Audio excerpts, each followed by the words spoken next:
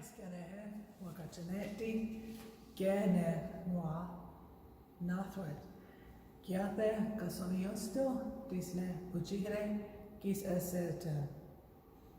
Hello, how are you? I'm happy you are all doing well. My name is Marilyn Isaacs. I'm from the Tuscarora Nation.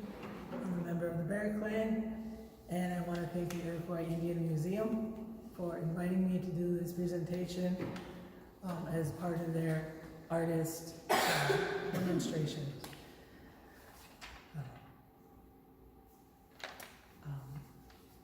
I started weaving when I was a teenager at the Turtle Museum in Niagara Falls when that was open. And I actually did not learn to weave from my mother or my grandmother or my aunties.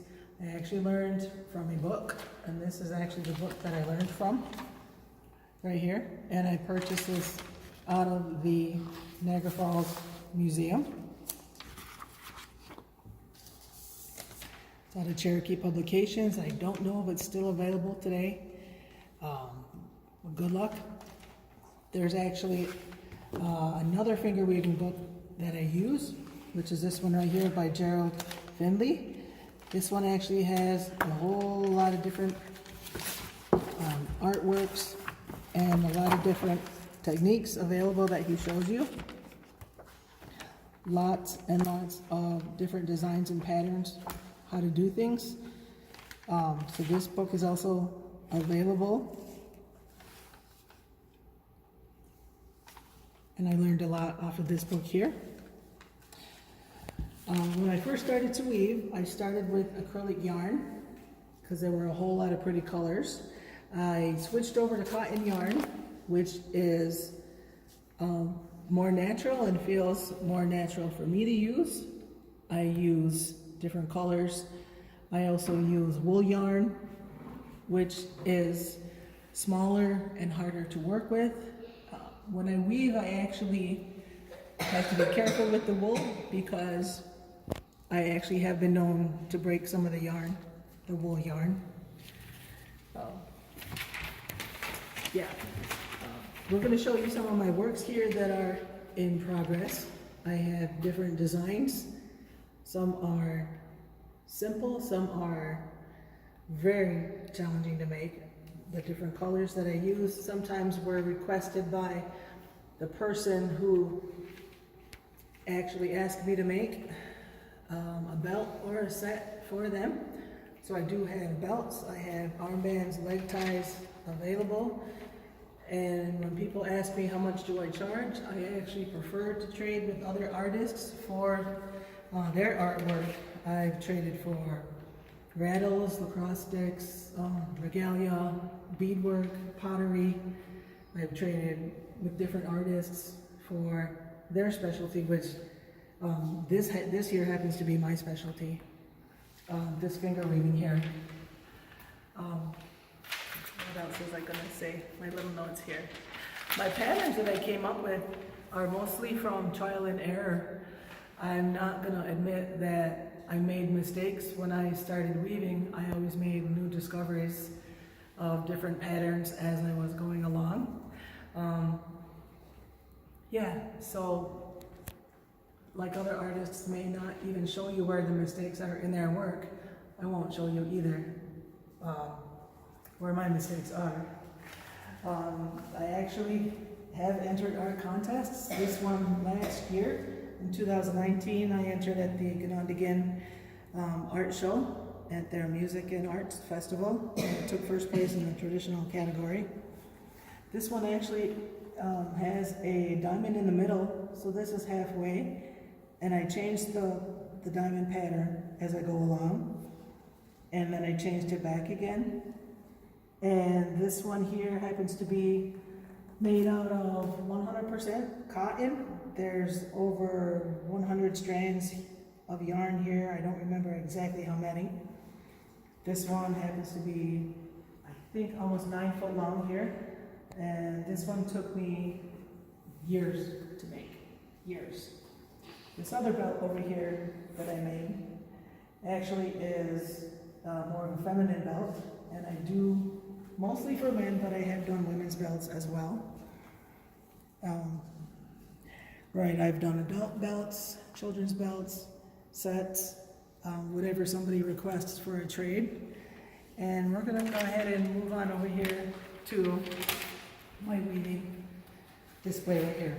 Okay, now this wooden rack right here is not a loom, it's not anything fancy. It is a broken down DVD rack, which actually I just use as my weaving holder.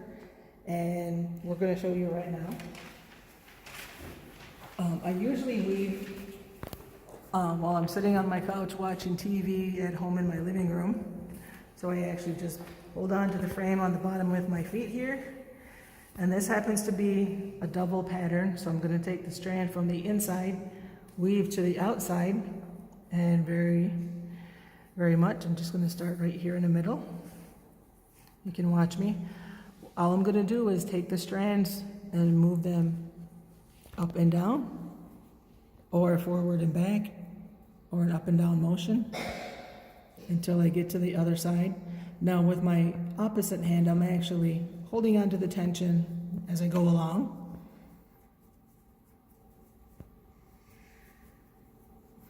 So I don't make a row and then tighten it.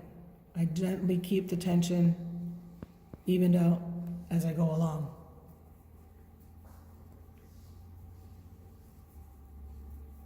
With the cotton yarn here, it has a better tendency to stay consistent, because once I tug it and put the tension on it where I want it to be, it will have a good tendency to stay in place.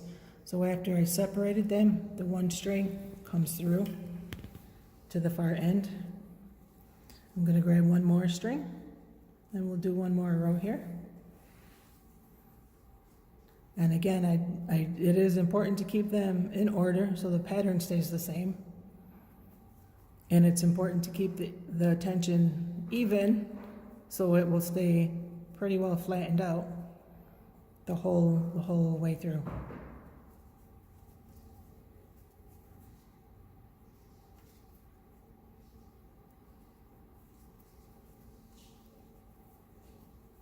There is a little bit of black on here, but I don't generally use a whole lot of black yarn or dark colors because they're harder for me to see. But this one happens to be one that I'm matching somebody's specific regalia, and they requested black. So after I get a couple of rows done here, I actually am right-handed and I only weave right-handed. So some people have learned how to weave in the other direction. I'm stronger weaving with just my right hand only. So I'm actually going to take the belt and flip it over.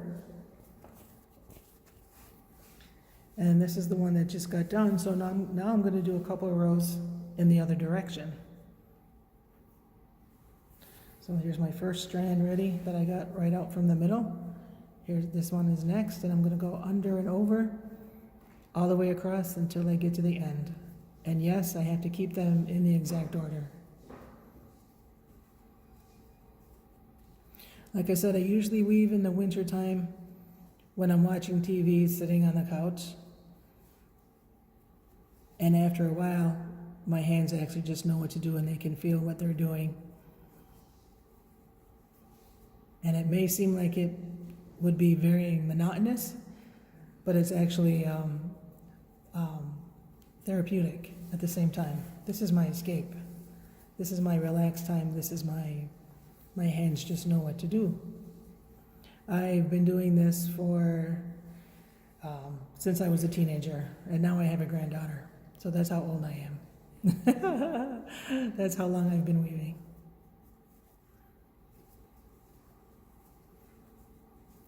So I'm actually separating, and then I'm weaving with both hands. I'm not using a loom. I'm not using any dowels or anything else to separate the strings, just my hands.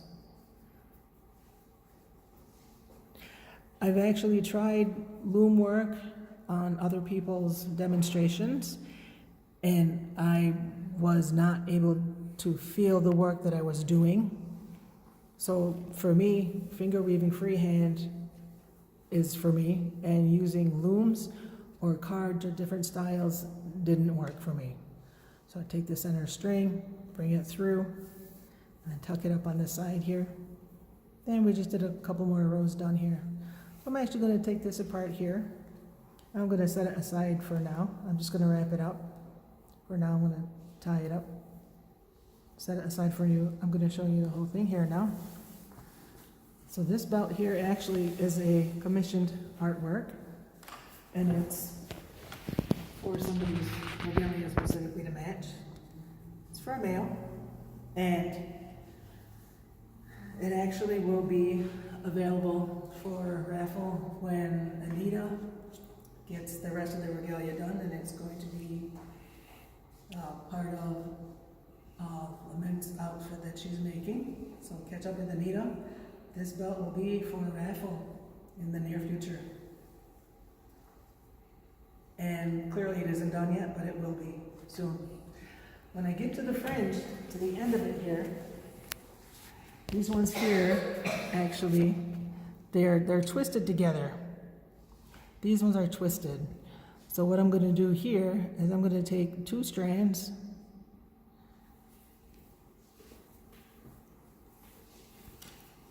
I'm just going to hook this on here so I can tug on it, and it'll stay. It's not doing anything else besides just holding the belt. So these 2 strands, I'm actually going to twist them just in my fingers, and I go in the same direction that the yarn is twisting, so I'm twisting it tighter.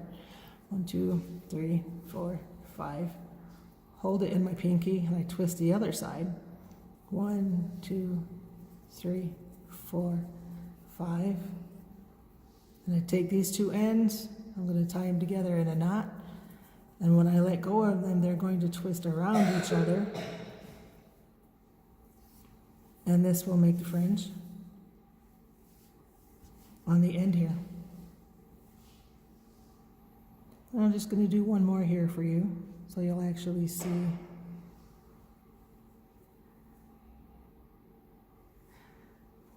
One, 2, 3, 4. I'm going to save these ones. So I'm actually going to twist these 2 so you'll see different colors come together. 1, 2, 3, 4, 5. Hold it in my pinky. Twist the other one. 1, 2, 3, 4, 5. Whoa, 4, 5. Tie them together, and a knot on the end of it. And then I let go, and they will twist around each other, and they'll stay. So my belts don't have any knots in the weave itself. The only knot is on the end of the string that's holding the fringe together. This is it. So this is what I do. This one actually is going to be a leg tie for somebody that's already, again, this is another piece of commissioned work. It'll be the finished off set here. There's another piece of this here. But when I actually start to weave, when I line up my colors, I actually just spread them out on a coat hanger, a wire coat hanger. And a wire is better because when I'm ready to start weaving, I can just hook it right on to anything. I can hook it onto my rack. Some people actually hook theirs onto a door handle. You can hook it onto the edge of a table, wherever you feel comfortable hooking onto and working. I actually have trouble calling this work because for me it's not work. I actually call this playing with string. This is my playing with string, kind of like, okay, I play with string, this is what I call it, and when I garden, I don't do garden work, I actually play in the dirt. It's the same concept. This is my playtime, this is what I do to relax. And I want to thank the Iroquois Indian Museum for inviting me to do this. This is my finger weaving, and I hope to see everybody in person when this COVID-19 thing is over. But for now, FKK.